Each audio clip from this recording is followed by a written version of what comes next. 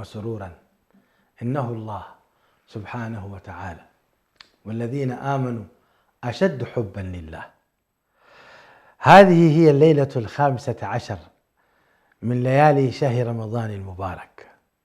عشنا وإياكم 14 ليلة ونحن نتحدث عن صفات ربنا من خلال آياته الكونية سبحانه وتعالى.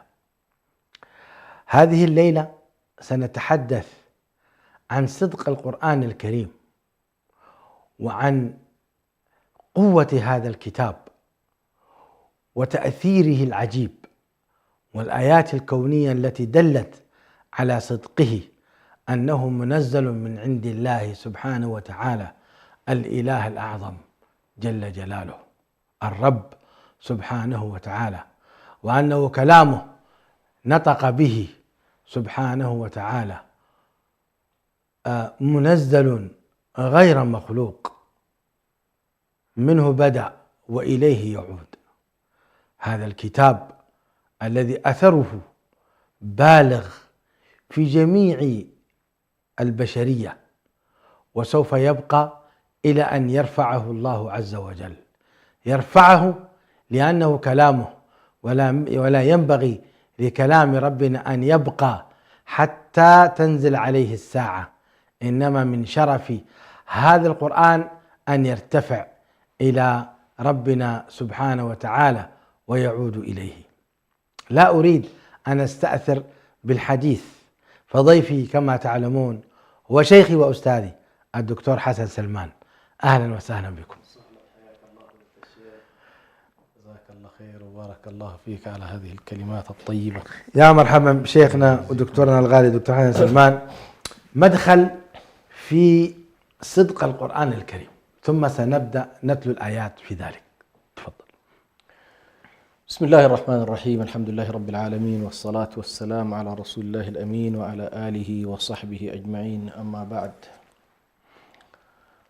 موضوع صدق الكتاب أو صدق الوحي المنزل سواء على النبي صلى الله عليه وسلم أو على أي رسول من الرسل لم يتركها الله تبارك وتعالى حتى للنبي نفسه، بأن يقول للنبي نفسه بحيث أن يقول والله أنا الصادق فقط، يعني لا يكفي ذلك، ولكن الله تبارك وتعالى أقام على رسالته بينات، وأقام براهين، وأقام بصائر، وهذه كلها تسميات لما يمكن أن نسميه ببينات الكتاب أو بينات الرسالة. ولكن بينات الرسالات بشكل عام في التاريخ البشري كانت بينات منفصلة عن الكتاب، يعني كانت تأتي بينة في صورة مادية ملموسة إلى أن جاء النبي صلى الله عليه وسلم، وهذه لها على كل وضعيتها سنتكلم فيها. لكن كل الرسل الذين بعثهم الله تبارك وتعالى يقول لقد أرسلنا رسلنا بالبينات وأنزلنا معهم الكتاب والميزان. فإذا فكرة البينات هي التي نتكلم عنها تحديدا، التي تثبت صدق الرسالة، هذه تولاها الله تبارك وتعالى، وجعل لكل رسول من الرسل ما يقول لقومه هذه بينتي أني صادق، هذه بينتي أني صادق، وأن ما أقوم به ليس من عندي، لست أنا ساحر ولا كاهن ولا مجنون ولا مسحور، ولكنني أحمل رسالة الله. طيب قل هاتوا برهانكم إن كنتم صادقين. وكما قال القائل والدعاوى إن لم تقيموا عليها بينات أصحابها أدعياء. ويمكن لأي إنسان أن يدعي دعوة، يمكن لما ليس نبي أن يقول أنا نبي، كما أخبر النبي صلى الله عليه وسلم في هذه الأمة قال وأنه سيكون في أمتي كذابون 30 كلهم يزعم أنه نبي ولا نبي بعده عليه الصلاة والسلام. إذن الرسالات مصحوبة بالبينات. فمثلا من البينات التي تكلم القرآن عنها بصورة واضحة بينة نبي الله صالح، وهي الناقة، تلك الناقة التي جعلها الله سبحانه وتعالى الدليل الواضح على أن صالح عليه السلام نبي من أنبياء الله ورسول من رسل الله تبارك وتعالى. كذلك إذا جئنا بعد ذلك إلى بينات موسى عليه السلام، معنا فكرة البينات هي فكرة عامة من نوح عليه السلام إلى آخر رسول، لا بد أن تكون له بينة بغض النظر ذكرها القرآن على سبيل التفصيل كما بعض بينات الرسل، أو ذكرها على سبيل الإجمال، بحيث والله كل رسول جاء ببينة وجاء ببصيرة من البصائر. موسى عليه السلام بعثه الله تبارك وتعالى وآتاه في مقابل فرعون وقومه 9 آيات. لقد أرسلنا موسى ولقد أرسلنا موسى 9 آيات بينات في سورة الإسراء وآل عمران، مش آل عمران، الأعراف ذكرها الله في أكثر من مكان، لكن في الإسراء تحديدا ولقد أخذنا آل فرعون بالسنين ونقص من الثمرات. هذه آل عمران، هذه الأعراف. نعم. لكن بالنسبة لأواخر الإسراء نعم. اللي 9 آيات بينات. صحيح. مع أنك تلاحظ شيخ برهان أن موسى عليه السلام له بينات مع قومه وله بينات مع أعدائه. ف9 المذكورة هي البينات المتعلقة بأعدائه اللي هي فرعون وقومه. أهم آيتين بالنسبة لموسى عليه السلام آية العصا التي تتحول إلى حية تسعى أو إلى ثعبان مبين حسب واليد التي تخرج بيضاء من غير سوء. هذه آيتين. بعدك عندك ال7 آيات اللي هي المفصلات التي وردت في سورة آل عمران. جينا بعد ذلك إلى عيسى عليه السلام، وهنا لابد أن أشير إلى أن البينات غالبا ما تكون لها علاقة بحالة تفوق هائل فيما هو نوع من العلم الذي يتميز به مجتمع من المجتمعات. فمثلا قوم موسى كان الميزة التي يتميز أو الفراعنة كانوا يتميزون بالسحر، فبعث الله عليهم من جنس ما يمكن أن يتفوق عليهم بحيث يقتنع أهل الاختصاص أن هذا الأمر ليس من السحر الذي هم يعرفونه. ثم جاء بعد ذلك إلى عيسى عليه السلام، وكان الرومان في ذلك الوقت يتفوقون بعلم الطب، فبلغ فيه عيسى عليه السلام منتهاه، وهو أنه والله زي ما نقول اليوم نحن يمتلك أجهزة يكشف بها ما ورائه الجدر أو ما وراء الأستار، فيقول الله أنبئكم بما تأكلون وما تدخرون في بيوتكم، ويصل به الأمر إلى أنه يحيي الموتى بإذن الله تبارك وتعالى. إذن هنا نلاحظ السابقين كانت مسألة البينات أشياء ملموسة محسوسة تستمر مع النبي إلى حياته، ولكنها تنقطع بعد النبي عليه الصلاة والسلام. يعني أي نبي قصدي هنا، سواء كان موسى أو عيسى أو صالح أو غيره، تنتهي البينة مع موت النبي. طيب جئنا إلى القرآن الكريم أو إلى رسول الله صلى الله عليه وآله وسلم عليه الصلاة والسلام. نعم. الرسول عليه الصلاة والسلام آتاه الله وجمع له خصائص الأولين، وتفرد كذلك بأمر لم يكن للسابقين، وهو أن النبي صلى الله عليه وسلم بينته الكبرى مضمنة في كتابه. يعني هذا الكتاب فيه بينات، أي تندرج في علم البينات، وفيه رسالة اللي هي التشريعات والقيم، وفيه نبوءات. نعم. إذن القرآن الكريم جعله الله سبحانه وتعالى يجمع بين هذه الثلاثية، فيه البينات وفيه النبوات وفيه الرسالات اللي هي مجموعة النظم التشريعية. وكذلك آتاه الله لمن هم يعايشونه عليه الصلاة والسلام، القوم الذين هم معه، آتاه أيضا بينات كبينات السابقين. آتاه بينات كبينات السابقين، منها مثلا انشقاق القمر، اقتربت الساعة وانشق القمر، ومنها كذلك الماء الذي كان يتدفق من يديه عليه الصلاة والسلام، ومنها تكثير الطعام، ومنها ما يخبر به النبي صلى الله عليه وسلم من الأخبار الغيبية، ومنها على كل أشياء كثيرة جدا لها علاقة بالعلوم الخفية التي ما كان يعرفها أحد في ذلك الزمان، ولكن عاش بعضها أصحاب النبي صلى الله عليه وسلم من خلال أشياء ملموسة ومرئية. لكن هذه الأشياء الملموسة والمرئية نقلت إلينا وأخبرنا بها، لكن نحن لم نعيشها، يعني ما عاصرنا تلك الحالة، وبالتالي يمكن لإنسان أن يقول والله هذه أشياء رآها أهل مكة والمدينة ولكن لم تراها بقية البشرية، فلا تقوم بها الحجة. فضمن الله تبارك وتعالى بينات وبصائر في داخل الكتاب، بحيث تتكشف للناس في كل فترة من فترات التاريخ البشري إن والله هذا الكتاب من عند الله تبارك وتعالى، وذلك مصداقا لقوله سنريهم آياتنا في الآفاق وفي أنفسهم حتى يتبين لهم أنه الحق. جميل. إذن معجزة النبي صلى الله عليه وسلم هي القرآن الكريم. نعم. لماذا؟ لأن قريش والعرب جميعا عرفوا بفصاحة اللسان. نعم. فآتاهم الله عز وجل ما يبهرهم. نعم. فردا لهذا الموضوع اتهموا رسول الله صلى الله عليه وسلم بأنه مجنون في 11 آية أو في 11 آية. قال تعالى في الحجر وقالوا يا أيها الذي نزل عليه الذكر إنك لمجنون. نعم. وفي الشعراء قال إن رسولكم الذي أرسل إليكم لمجنون، وإن كان هذه لفرعون.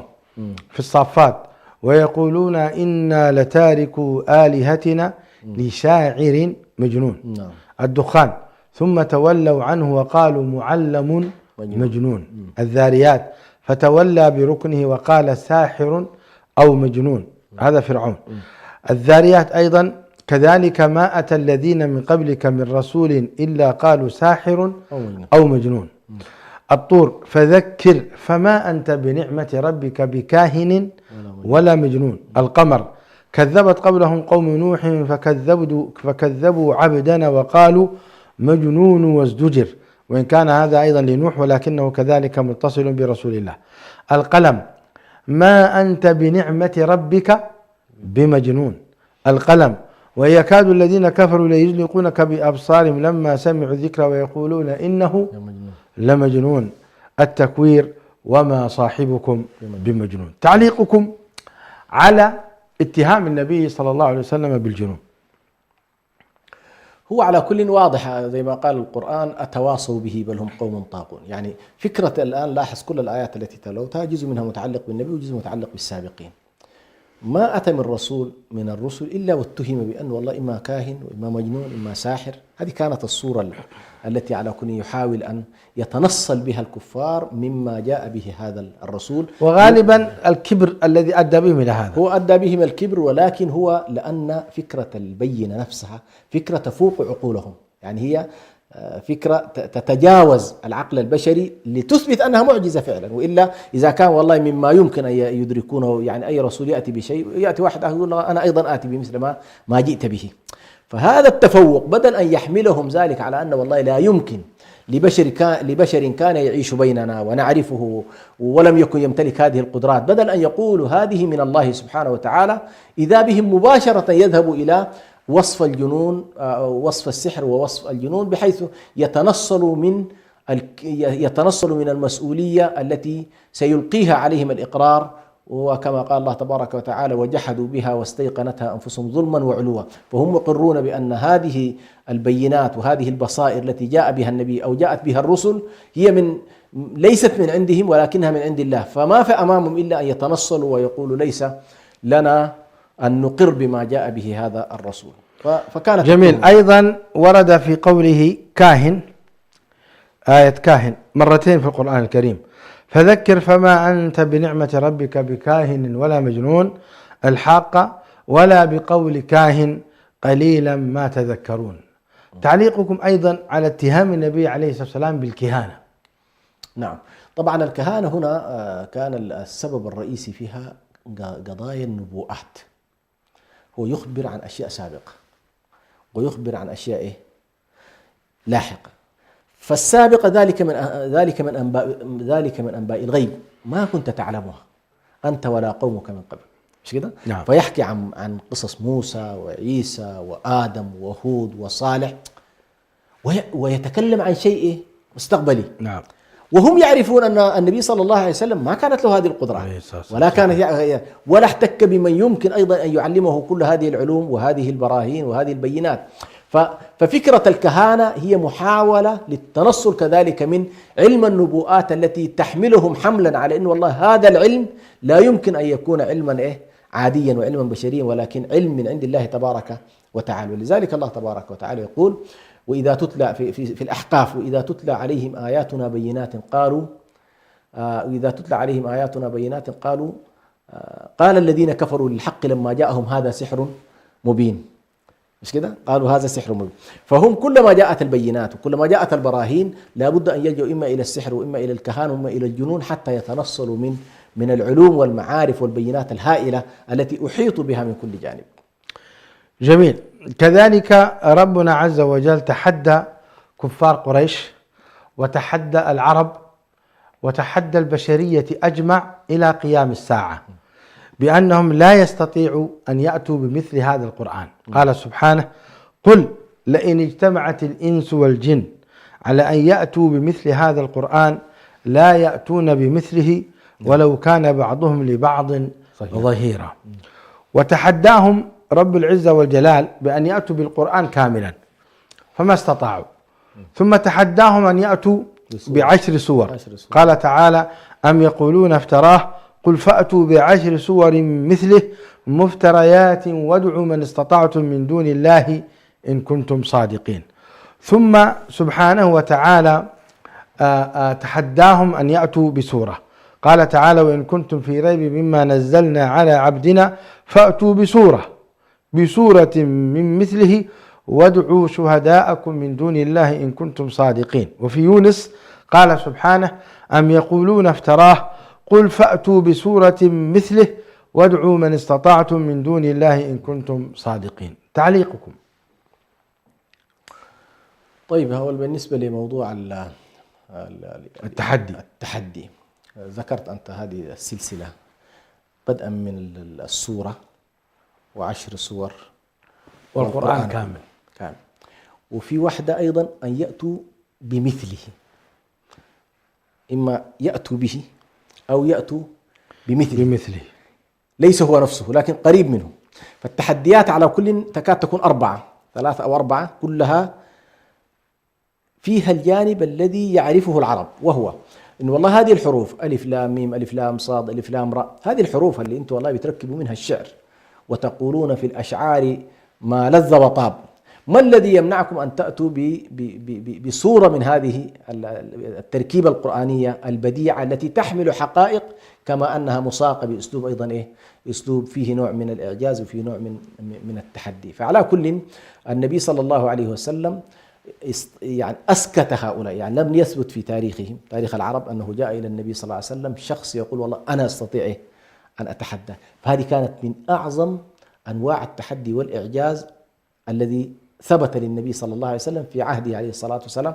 فهم لم يستطيعوا أن يأتوا بما فيه من العلوم ولا بما فيه من المعارف ولا بما فيه من الحقائق على مستوى المضمون، هذا على مستوى المضمون، ولكن على مستوى البيان نفسه. وهذا يمكن كثير من أهل التفسير اعتبر الإعجاز الموجه للعرب على وجه هذا النوع من البيان، الإعجاز البياني الذي فيه البلاغة وفيه الفصاحة وفيه النحو وفيه الضبط وفيه التركيب وفيه التفكير، هذه المجموعة اللغوية المتناسقة التي يعرفونها ويتعاطونها فيما بينهم. فتحداهم الله سبحانه وتعالى بما يعرفون، تحداهم بما يعرفون، والله أعلم.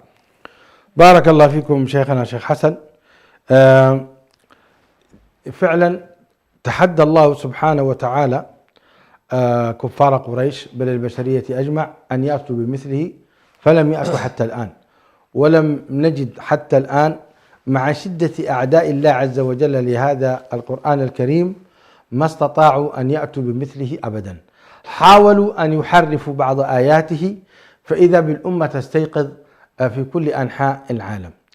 تحدي من وجه آخر، قال الله سبحانه وتعالى: إنا نحن نزلنا الذكر وإنا له لحافظون. حدثونا عن هذا التحدي أيضا. هذا التحدي أنا حقيقة يحضرني فيه واحد من المشايخ قال له: أثبت لي أن هذا القرآن الذي بين أيدينا أو بين أيديكم هو نفس القرآن الذي نزل على النبي صلى الله عليه وسلم وهو نفسه الذي نزل من الله. قال له: كم بيننا وبين النبي صلى الله عليه وسلم؟ قال له: 1440 عاما أو أكثر الآن. قال: طيب كم حجم التحريف الذي يمكن أن يحصل لأي كتاب في هذه الفترة خلال 1446 سنة؟ يعني يمكن أنت الآن سبحان الله في النسخ بس إذا أخذت أنت 20 سنة تحصل إشكالات في النسخ. قال له: الآن نحن 2 مليار مسلم، وفي كل بيت من بيوت المسلمين أقل شيء 3-4 مصاحف، وفي مساجدهم الآلاف، وفي المسجد النبوي وفي المسجد الحرام. إذن قال له: أنت أمام، والمسجد الأقصى لا تنساه. نعم، المسجد الأقصى. الله أسره. أنت قال له إذن أمام مليارات من النسخ. قال لي: افتح أي نسخة واقرأ فيها تجد نفس هذه النسخة. الله. طيب. لو افترضنا أنه والله بالخطأ أو بالعمد قامت جهة من الجهات وطبعت، كما يحدث بعض الجهات تريد أن تمحو بعض الآيات، تحرف بعض الكلمات ثم تزجها في، سبحان الله، في أول يوم ينزل المصحف وإذا بحفظة كتاب الله من المشرق إلى المغرب يثورون، وكأنما الله سبحانه وتعالى حافظه في اتجاهين: حافظه في صدور الرجال وحفظه في سطور الأوراق والكتب والمصاحف. فإذا حصل هنا نسيان حفظ في هذه، وإذا حصل هنا تحريف حفظ في الصدور. ولا يمكن بأي حال من الأحوال أن يدع الله تبارك وتعالى كتابه لأن يحرف، فحفظه على مستوى التنزيل. صحيح على مستوى التأويل اللي بيحصل إشكالات، مستوى التأويل والتفسير والبيان، لكن على مستوى حفظ الكلمة المنزلة من الله سبحانه وتعالى إلى يومنا هذا، منذ لحظة النبي إلى اليوم، سبحان الله، بل ما تغيب ولا حرفا واحدا أبدا، بل أبعد من ذلك، تتلى كما تلاها عليه الصلاة والسلام. الله. تجد الآن يتكلم القراء يتكلمون لك عن المدود، ويتكلمون عن القنة، ويتكلمون لك عن إيه والتشديد يعني لدرجة أن هذا الكتاب متواتر في نقله في الصدور، ومتواتر في نقله في السطور، ومتواتر حتى في نقله بالأصوات. عندما نبدأ هذا الذي يخرج من صدور الرجال عندما يتلونه هنالك اليوم أنت سبحان الله كأنما أنت بين يدي رسول الله صلى الله عليه وسلم تتلو، والنبي صلى الله عليه وسلم نقله بنفس الطريقة من جبريل عليه السلام، وجبريل تلقاه عن رب العالمين. كلام جميل يا شيخ حسن. هذه كلها معاني يعني أدبية تعبيرية تدل قوة القرآن الكريم وصحته وأنه من عند الله تبارك وتعالى. دعنا نغوص في داخل القرآن الكريم، المعلومات التي أتى بها هذا القرآن، المعلومات الدقيقة التي يشار إليها بقوله سبحانه وتعالى سنريهم آياتنا في الآفاق. وتحدثنا في الحلقات السابقة أن الآيات لها معنيين أو لها معنيان. المعنى الأول آيات الله التي نحن نقرأها. المعنى الثاني آيات الكونية التي الحسية التي نحن نشاهدها.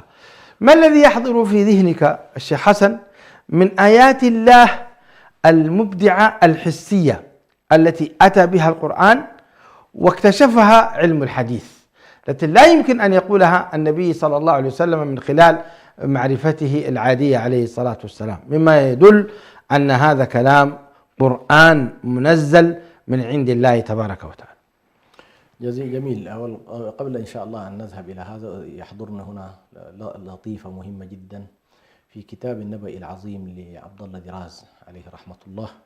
أيوة. هذا من الكتب المهمة جدا التي تناولت الظاهرة القرآنية وكونها من عند الله تبارك وتعالى، ويقول بأن القرآن يحمل بيناته في داخله ولا يحتاج إلى شيء من خارجه. هكذا يعني الدعوة التي يبني عليها الكتاب، يقول القرآن الكريم بيناته من داخله ولا يحتاج إلى شيء من خارجه، يعني ما يأتي من الخارج زيادة خير، لكن يقول ما فيه من معلومات وما فيه من بينات، سواء كان على مستوى البيان اللغوي، على مستوى الإعجاز العلمي، على مستوى التأثير النفسي والذوقي، وعلى مستوى التأثير في المشاعر.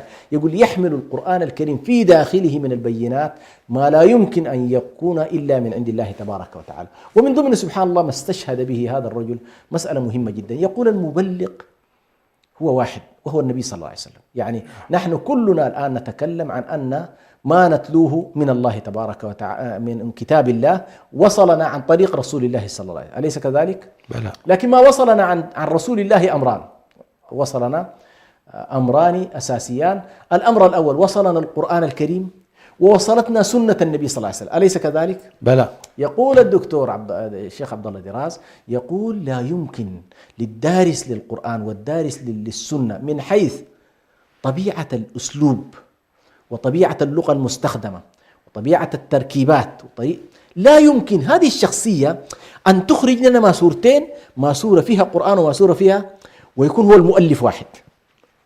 لاحظت؟ فيقول دل ذلك على أن ما وكل الله تبارك وتعالى أن يتلفظ به يعطيه المعنى ويجعل الألفاظ له عليه الصلاة والسلام وهو الأحاديث، وما يجعل اللفظ والمعنى من الله وهو القرآن الكريم، ليجعل هذه المسألة في ذاتها حجة قوية جدا على أن النبي صلى الله عليه وسلم القرآن على وجه التحديد لا يمكن أن ننسبه إليه عليه الصلاة والسلام. لاحظت؟ يعني كيف أن الدارس للحديث، أنت الآن أفتح كتاب البخاري وافتح المصحف، جميل. طبيعة السياقات في القرآن وطبيعة السياقات في البخاري ومسلم ليست واحدة، وإن كانت معاني يمكن أن تكون معاني واحد. يعني يقول كيف يمكن لمؤلف واحد يخرج بنمطين وأسلوبين مختلفين غاية الاختلاف من حيث إيه؟ من حيث الصياغة ومن حيث التراكيب ومن حيث ما تتضمنه. فعلى كل هذه أيضا واحدة من القضايا. صحيح. يعني مثلا أنت بعضهم يعبر يقول أسلوب القرآن الموسيقاري، أي مثلا، أي نقول كذا يعني أي مع يعني التحفظ، الرحمن علم القرآن خلق مع التحفظ الإنسان. على هذا التعبير. نعم. لكن القرآن ويسميه بعضهم الموسيقى، يعني أشبه من نمط الموسيقي. لا، لكن هو لو عبرنا مثلا هو ليس بالشعر وليس حقيقة بنثر، إنما هو كلام مرتب، يعني سبحان الله له شخصيته على كل حال. نعم. يعني له شخصيته.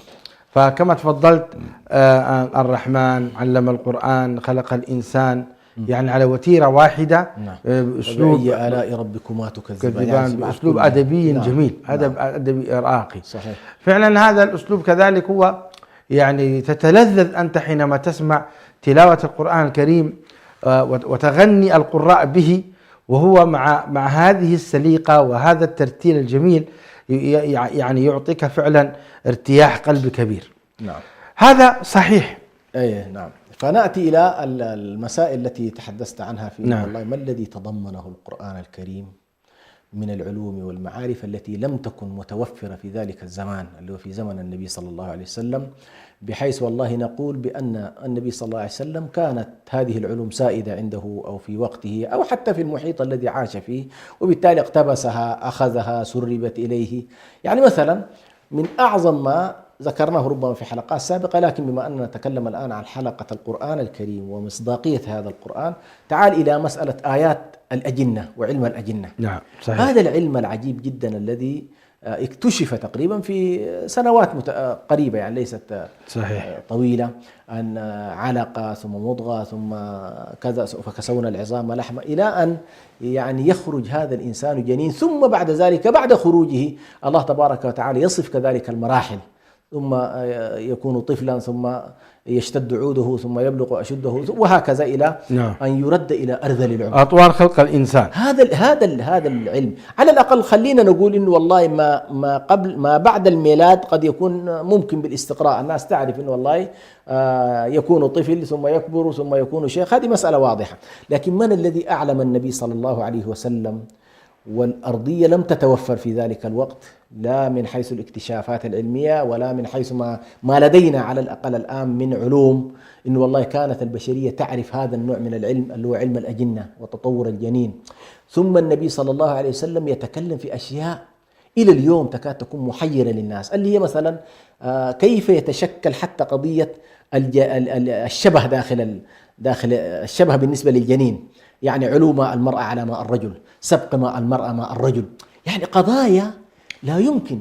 يجمع أحدكم في بطن أمه 40 يوما ثم يكون علقة مثل ذلك ثم يكون مضغة مثل ذلك. فالنبي يدخل بك في عوالم هذه بينات. لاحظ هذه بينات، يعني النبي صلى الله عليه وسلم يتلقاها عن رب العالمين ويقولها لنا. هذه البينات ليس أمامك في ذلك الوقت، على الأقل بالنسبة لأصحاب النبي صلى الله عليه وسلم ليس أمامهم إلا شيء، إما أن يصدقوا أو يكذبوا، ما في شيء آخر. يعني ما في فرصة لأن نقول والله الآن خلاص نمشي المختبر، والله يا أخي كما يحصل الآن إنه والله في الدي إن إن عندك شك في نسب أو عندك كذا نمشي الدي إن إن ببساطة. في ذلك ما في كلام زي. فتلقى أصحاب النبي هذه المعلومات باعتبار أنهم وثقوا في أن هذا النبي صادق. اللهم صل. هذا النبي صادق، لكن بيناتهم كانت شيء آخر. لاحظ هنا هي صح بالنسبة لنا الآن بينات قوية. نعم. بالنسبة لهم تلقوها بالتسليم. نعم سبحان الله. بالتسليم، يعني لم يخوضوا في تفاصيل علم الأجنة ولا لم يخوضوا في هذا، لكن يثقوا في شيء واحد، هل قالها النبي أو لم يقلها؟ نعم. هل ثبتت في الكتاب أم لم؟ كده. الله. فإن ثبتت بالنسبة لهم خلاص. لما قالوا لأبي بكر كفار قريش نعم. تعال إن صاحبك يزعم أنه ذهب إلى بيت المقدس وعاد في ليلة واحدة. نعم. أما هذه كذبة ولا مثل لها، هكذا قالوا العياذ بالله. فقال لهم أبو بكر أو قال ذلك؟ قالوا نعم. قال أصدقه بخبر السماء أو لا أصدقه بخبر الأرض؟ الله أكبر. فسمي صديقا رضي الله عنه وارضاه. ذلك هي قضية أو قال ذلك. إن قال ذلك فقد صدق، انتهى الموضوع. وقد صدق. فكل الصحابة هكذا، كل أصحاب النبي صلى الله عليه وسلم كانت هذه طريقتهم، إن والله يا أخي ما يقوله النبي صلى الله عليه وسلم وحي، إن هو إلا وحي يوحى. ما كان تسليم. هذه واحد. تسليم. تعال أيضا إلى موضوع خلق السماوات والأرض والاتساع الكوني المستمر. يا سلام. لاحظت؟ وإنا لموسعون. نعم. أن السماوات والأرض كانتا رتقا ففتقناهما. هذه العلوم المتعلقة كذلك بهذه العوالم اللي منفصلة عننا تماما، يعني اليوم وأنزلنا الحديد فيه بأس شديد. إنزال الحديد في حد ذاته شيخ حسن نعم آية من آيات الله. صحيح. البشرية الآن اكتشفوا. نعم. فالشاهد هنا هذا النوع من العلوم المتعلق بالسماوات، المتعلق بالمسافات البعيدة جدا عن النبي صلى الله عليه وسلم، ولم يكن يدركها في ذلك الوقت، ولكن تأتي اليوم النبي بلغها. لاحظ، وقد لا تجد سبحان تفاصيل كثيرة في هذا، يعني هذا النوع من الآيات لن تجد فيه إلا أنه مبلغ. بعد كده بتلقى الأقوال، الصحابي يجتهد، التابعي يجتهد حسب الأرضية المعرفية المتاحة له في ذلك، إلى أن تأتي لحظة من اللحظات وإذا بالأمور تتكشف للناس كحقائق إيه؟ كحقائق علمية، فنقول هذا تأويل كلام ربنا، هذا تأويل إيه؟ نعم. كلام ربنا. نعم. ولذلك كانت واحدة من الإشكالات الكبرى سبحان الله التي واجهت المشركين عند نزول الكتاب، هو أنهم كذبوا بما لم يحيطوا بعلمه. يعني القضايا التي ما استطاعوا يعني يحيطوا بها علما، بدلا أن يذهبوا إلى أن والله يشوفوا هل والله هذا النبي صادق أم كاذب. في أشياء كثيرة بيّنت لهم أنه إيه؟ أنه صادق، في بينات واضحة تليق بزمانهم، أن النبي صلى الله عليه وسلم يفعل أشياء، يقول أشياء، يخبرهم عن أشياء، ثم يعرفون النبي صلى الله عليه وسلم، يعرفون خصائصه، يعرفون أمانته، يعرفون صدقه. فهذا كله كان كافي لأن يتلقوا الرسل. لكن لما لاحظوا بأن والله يتكلم عن علوم، بدل أن يعتبروا أن والله هنالك أشياء محكمات وهنالك أشياء ما قادرين نحن الآن إيه نعرفها، لم نمتلك، فعلينا في هذه المتشابهة أن نقول آمنا به كل من عند إيه؟ ربنا. عند ربنا. لا، هم كذبوا بما لم يحيطوا بعلمه. وبعدين قال ولما يأتيهم تأويل. انتظر، ليش أنت مستعجل؟ ما في، نحن الآن منتظرين تأويل نعم. ظهور الجنة والنار. صحيح. كتأويل نهائي، مش كده؟ منتظرين تأويل الصراط. صحيح. منتظرين تأويل الكوثر. صحيح. التأويل الحقيقي الذي قد بل منتظرين آيات عجيبات يعني موجودة في كتاب الله كالذي كنا نتحدث عنه. نعم. قال الذي عنده علم من الكتاب. من هذا؟ نعم. من هذا الذي قال؟ وما هو علم الكتاب في حد ذاته؟ نعم. في قوله تعالى سنريهم آياتنا في الآفاق. ما هي هذه الآيات التي ستأتي؟ نعم. نحن في ولذلك انتظار. بعض أهل العلم المختصين بالذات بهذا المجال، مجال الإعجاز العلمي ومجال بينات الرسل، كانوا يقولون لنا بأن الرسل بلغوا منتهى ما يمكن أن تصله البشرية. يعني الله تبارك وتعالى أعطاهم في علم الجيولوجيا نهايات، أعطاهم في علم الطب النهايات، يعني مثلا إحياء الموتى لا يصلونه. لاحظ الآن، يعني يقتربون منه ويحاول، لكن هي قمة ما يمكن أن، لماذا؟ الإعجاز هنا فائدته. فالرسل بلغوا منتهى ما يمكن أن تصله البشرية. يعني مين اللي يستطيع الآن والله يشق البحر؟ لاحظ الآن بعصاه. يعني الآن أنت عشان تعمل كبري أو عشان تعمل نفق تحت سنوات سنوات، هي بالنسبة للرسول كانت ضربة، مش كده؟ ضربة فانفلق فكان كل فرق بالنسبة كالطود العظيم. لسليمان انظر إلى مسألة النقل، وهذه إشكالية كبيرة جدا. نعم. ولها علاقة بمسألة نقل الأشياء. نعم. وتحويلها صلبة كما هي. يعني أنت لاحظ الآن كيف نقل هذا العرش، كيف نقل هذا العرش وقبل أن يتفتت. لاحظ كما هو. قيل لها هكذا عرشي، قالت كأنه هو. لاحظت؟ أوتينا العلم من قبلها. نعم. فهذه المسألة البشرية تصل إلى مساحات من هذه العلوم. فهو يشير وأوتينا العلم من قبل وكنا مسلمين، كأنه يشير أن من خلال العلم هو الذي أتينا به. نعم. أمامك. أيوه. أي نعم. ولذلك هي لما شعرت بهذا الإعجاز، هذا شيء غير طبيعي، لا يمكن إنه والله شخص عادي. ولذلك المرأة كانت عاقلة من البداية، فكانت تختبر هل هو ملك نعم أم هو رسول. ترسل هدية. نعم. وإن قبل الهدية إليهم بهدية فناظرة بما يرجع المرسلون. فالمرأة من البداية، والجماعة طبعا أصحاب العضلات يقولوا لا نحن نحن جاهزين، أولو بأس، أولي بأس شديد وكذا، نحن أولو قوة وأولو بأس شديد، والأمر والأمر إليك فانظري ماذا تأمرين. أيوة. فإذا قلت نجيش الجيوش، بينما سليمان يعطيهم، يكلف جن واحد من الهناية ويجعل وينهيهم. نعم.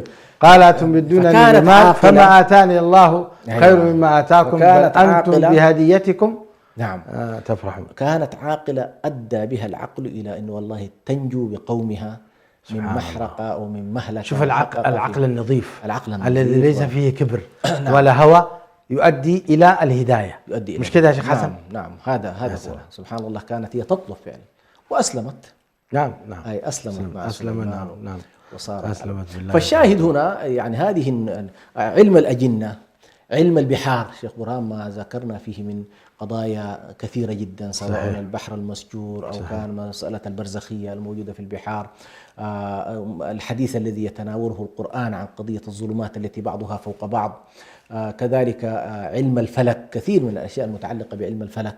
هذه أيضا مما يمكن أن يكون في علم النبوءات والعلوم اللي هي الحديث عن البشرية منذ آدم. هذه ما كان أحد يمكن أن يتكلم عنها بالتفصيل الذي ذكره القرآن الكريم. اليوم سبحان الله علوم الآثار تكشف كل يوم شيء وتقول الله كان هنا كذا وكان هنا كذا وكان هنا كذا، لكن الأجمل والأكثر إبداعا علم الغيب. يعني العلم الماضي ممكن يكون هنالك تهمة في أن والله تلقيته عن أساطير الأولين اكتتبها، مش كده؟ يمكن أن يظن. لكن الإخبار بالغيب، يعني انظر إلى النبي صلى الله عليه وسلم وهو يخبر عليه الصلاة والسلام إلى قيام الساعة ما الذي سيكون في أمته عليه الصلاة والسلام. صعد ذات يوم من المنبر صلاة الصبح وتكلم يوما كاملا.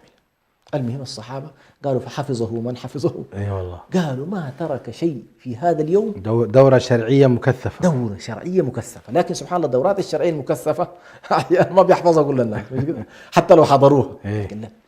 فالنبي صلى الله عليه وسلم أخبر أشياء، يعني لما يخبر عن فتح القسطنطينية، لما يخبر عن فتح كذا، لما يخبر عن فتوح الشام، لما يخبر عن فتوح فارس، لما يخبر عن فتوح اليمن، وكل ذلك النبي صلى الله عليه وسلم لم يحضره عليه الصلاة والسلام.